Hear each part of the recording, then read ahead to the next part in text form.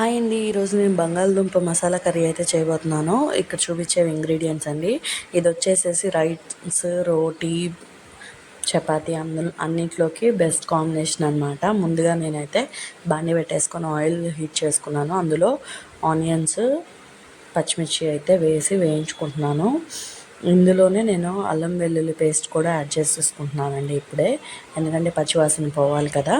So అందుకనే అయితే add చేసేసుకొని ఇట్లా గోల్డెన్ బ్రౌన్ అయితే వచ్చేదాకా కొద్దిగా మూత పెట్టి మగ్గించుకుంటున్నాను అండి. ఆనియన్ మగ్గిన తర్వాత అయితే ముందుగా తరిగి పెట్టుకున్న బంగాళదుంప ముక్కలు అయితే నేను వేసేసుకుంటున్నాను అండి. ఇక్కడే ఉప్పు, కారం, పసుపు, గరం మసాలా పొడి, ధనియాల పొడి, జీలకర్ర పొడి అయితే వేసుకుంటున్నాను.